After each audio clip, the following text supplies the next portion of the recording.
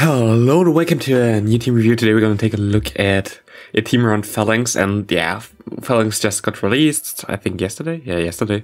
And we are going to try it out today. We have it slightly XL. I think it's like level 43 now, I think. So it's not high XL. I didn't get more XL yet. I played nearly the whole day yesterday, especially with incense on, and I was outside for the whole morning today, just so I get this thing at least to level 43. I used 64 XL candy on this thing. I traded my Falinks away that I got from that. I grinded hard for this thing, so I can at least show it here right now. It's only still, you see, 2403 CP. There would have been like way more power-ups possible there, but I still wanted to try it out, but a bit better than like most other people who just like powered that up to level 40. So yeah, I'm actually surprised. I think I went in total all the time positive. I know that my first two sets were 4-1. I don't know what the last one was exactly. I think 3-2. But yeah, like this thing was really good. Like, I don't know, like it was really solid, especially in the lead. I think the lead is the position where you want to have Falinks, but I don't know. Like you see, okay, I have a good lead here right now. My opponent goes into Venus, so I'm just gonna throw my move here so I can get him a bit lower. Can see what he wants to do. I can still get up super power there for the I think GF goes if he wants to come back in, and we're in a good spot here. Yeah, I enjoyed this thing so much, especially because it looks so funny. Like that's like the best thing at all for this thing. But yeah, it was kind of difficult to grind some XL candy for this thing, but it was a lot of fun. Right now the event is really good, right? So like I saw a lot of Snorlax. You have like the new Pokemon in general, but I also want to get like a better greeting again after using level, I don't know, I think also level 45 I think greeting last time yesterday. Because I didn't get enough XL candy, of course, in one day, because it's not really possible to get like nearly 300. Yeah, I kind of maybe want to upgrade one. And here you see this game was also funny because we're still gonna have all our shields afterwards. Like no one used any shield there, which was nice. Next up we have, okay, Exeter in the lead. Of course, again, good lead for us. As a fighting type, a good lead is always nice. You see me here waddling a bit, and my opponent goes into my champ. I'm just gonna go for my move so I get a shield. I can go into my Drifloon and get a shield back. Or like KO this thing. But yeah, I'm just gonna shoot the Rock Slide there, because the Rock Slide of a Machamp does more damage than a Rock Slide from an Excadrill.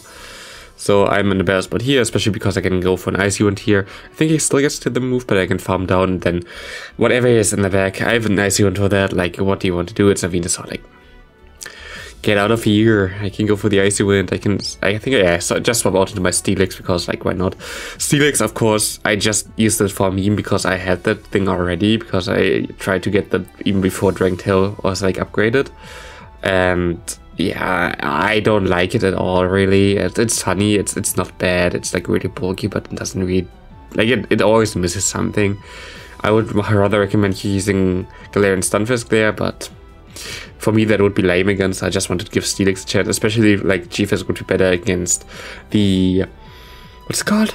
I forgot about the name. The Talonflame. Yeah, Talonflame is really difficult for this team. Here my opponent is a Sylveon. That's also a bit difficult for this team. Like there is also the G-Fizz way better than the Dragon Tail Steelix, because you have to go for the Earthquake basically to KO this thing. So there are like many reasons why G-Fizz is just a better Steelix. And right now, like, you don't really want that anyway. I'm gonna try to KO this thing. I can go for the Shadow Ball here. I think I'm gonna swap out here now, because I know he has like, oh yeah, okay, he has a, what's it called? Talonflame here. Doesn't look too good, but we can let the first one go. And I think I have to shield. Yeah, I have to shield here. I have to get this thing lower, and we have to go for the crunch here. And I don't know what I'm gonna do now. I can farm. Okay, I tried to farm all the way down. I think I can farm down with Falinks here. And now if I catch the move, I thought he needed one more charm, but yeah, he was already a Psy Shock. If I caught the move there, I would have won this game actually, because the superpower would have KO'd, I think. Here, by the way, this opponent, he wrote me immediately on Twitter how I got a level 50 Falinks already, like how I cheated that. Like, dude, seriously, if you have eyes, you would see it's 2400 CP. Like, are you kidding me? Like, if you write someone and accuse someone, at least have any proof or anything like that. And it's completely nonsense. Like, why do you ask me why I have a level 50 Falinks if it's 2400 CP? It's nearly okay. It's lucky. Like, why? Like, why are people doing that? I don't know. That was just stupid. So it's good that we were gonna wreck him here with our Falinks, because this guy has also Ferrothorn, a level 50 Nidoqueen, and guess what he has in the bag? Maybe a level 50 as well.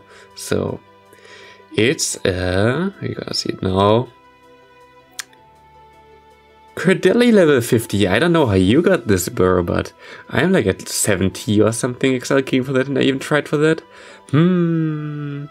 Yeah, I don't know. It just I don't know why people like accuse other people for something if they have like no idea what they're even doing, and you clearly see the whole time it's 2403 CP. I don't know. Yeah, cool. A really cool opponent, of course. Like, definitely a very mature. But I'm not gonna say anything about this anymore. It's just something that like pisses me off. It's just like, why are people doing that? But we're gonna win against them here, because our Drifblim just gonna destroy his whole team there, and not a good game. And next up we're gonna have Ferrothorn against us. Of course, again good. My opponent goes to Gaventula, and I'm just gonna go into my Steelix, because Steelix, Gaventula, like, you cannot do anything. Yeah, this is like, he has an energy ball, and I have no idea. I've never seen the Gaventula with energy ball. I saw people who are running like cross poison on this, which I mean, I see maybe because a bit better against Ninetales, gives you the chance to get the attack boost, but energy ball? I mean, for what you want that for ground, I guess. I mean, he is as a safe swap, it's not that bad. Oh, here we have. Yeah, I swap out here because I know my Drifblim was also good against the Ferrothorn. If I timed that better, I would have got to 2 superpower, but I timed that kind of poorly. And yeah, we have a Dragality against us, which is kind of iffy. We can try to farm him down. I'm gonna shield here. He has like enough for an outrage. If he goes for an outrage, this game is over anyway. And we can go for the Ice Wind now against the Ferrothorn. He shields, which is fine. And I'm gonna shield, and can you see his Flash Cannon? It's a Mirror Shot, and he gets immediately the attack debuff. And this is scary. This is very scary. I have to go for the Shell Ball and hope that this lands. It does. Now we have to get the farm down here. If you don't get the farm down, it's gonna be over anyway. And he gets to another move here. If Mirror Shots me, and he gets another move. But I know that I would KO him with a move here, so I'm just gonna go for my charge move immediately, expect him to swap out, and he does that, which is gonna be able to, it's gonna get us basically to survive this Aqua Tail there. We're gonna get to the next charge move, and we're gonna farm down right before the timing goes down. Like, if I didn't predict that he swaps out of this matchup, which wasn't like any scary predict, because he would have died from my Hex, which went through anyway, like I would have lost this game. And yeah, I think this is the game where I completely mess up. I think this is it. You know that there was one game, I don't know if it's in there, but I think that's this game. Yeah, it's this game. I don't know. I was too bad to count Manibus. Like, if I threw my move like before, like I would have been fine, but I don't know what I'm doing here. So that was kind of embarrassing. And I think that's also basically gonna, yeah. I don't think I have to say anything about this anymore. Do I just surrender here? I hope I do. He has 2 shields. Is there any... There's no way we can win this, is there? I mean, at least I'm gonna try. We go for the superpower here. This would do a lot of damage. And my opponent shields, which is a good play. We have some lag here. We can go for another superpower then. And what I'm going to do now is go into my Steelix, try to reset the debuff, try to get some extra energy so I can get to a move against the Nidoqueen, as Earthquake can KO him here. I know that I'm going to survive an Earth Power because we are the more bulkier boy. And I go for the Earthquake. Not going to KO, but we can farm him down. And it's actually getting still close. I try to get to the move here. He goes for the ice, Weather Ball Ice, which barely KOs us, and he still has a second move, so that's a good game. It was closer than expected. Like, I think if I didn't mess up in the beginning, I would have been fine. But yeah. Here we have Gaventula against us in the lead, and he goes to a charge move here. But this matchup is not even the worst. He goes to a discharge, which is nice, and I'm gonna be able, because I got the extra move in there, I think, get to 2 superpower in time. So I'm gonna get his shield there and put him low.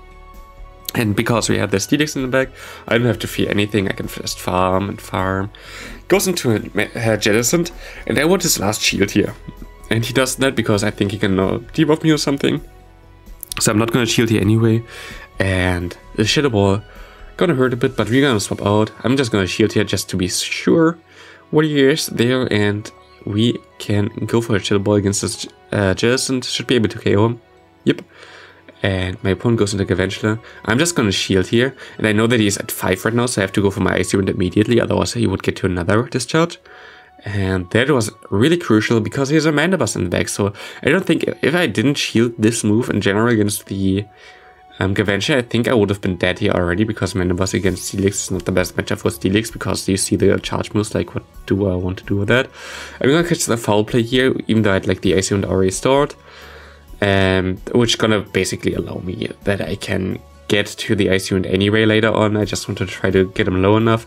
I see that I'm gonna survive another move after this anyway, so what I'm gonna do here is just go for the crunch, try to waste the time a bit, and I'm gonna be able to get into my Drifblim now. Gonna snipe him with a move and gonna win this game here. If I didn't shield against the Gavengela there, definitely would have been a more difficult game. Next up we have Ferrothorn again. We see a lot of Steel type leads right now, which really benefits me. And then I see his Charizard. Ah, that's bad. He lets the super power go. We actually get him to half health there, but Charizard, Talonflame, both kind of difficult. And he goes to Blast Burn. And seeing a Charizard in general kinda only makes sense if he has a Talonflame in the back. And he had a Talonflame in the back. So this is basically a good game already, I think, because like what can I do here? Like, Falinks completely gets walled by Talonflame, Steelix completely gets walled by Talonflame, Driftman is okay, but I have a shield disadvantage. Like, what do I want to do here? I basically have to hope that he goes for Flame Charge here. That's what I have to do. And he goes for Flame Charge, which loses in the game. Most likely, as I can go for another Icy Wind here, I'm going to be able to save my shield, and I still have my Falinks. And maybe I am going to be able to farm this thing down. As my opponent goes into his Ferrothorn again. We're going to go for the superpower. We can go for a swap out here into our Steelix. We can go for another crunch, and now we can farm down this Talonflame. I'm going to be able to win this game. Good game there. Even though we had like 2 really tough answers for our team in the back, we still won this. Next up we have Gavengela. I think there's a Gavengela that lagged against me. Yep. I don't know. Like, I don't know how this even happens. It's like just randomly just started lagging. I'm sorry for that, but I'm just going to take advantage for that. So there's basically... I think I was still close because his backline was really good against me. I think I wouldn't have won this without the lag, maybe. I mean, if I think about it, I might have. Because I still would get 1 shield from the Gavengela anyway in the lead situation because I won the zeros. I think I still would have been fine. And here he has a Jason in the back. So, yeah, I think I would have been fine because I would have got a lot of harm against the... what's it called? The Gavengela anyway. I had a shield advantage, then my Drifblim basically KOs both of his Pokemon in the back. Here I'm just going to go into my Falinks because it does more damage against the Jason with a Mega Horn than against the Drifblim. Because Drifblim completely resists every move like double or even 3 times from the Falinks.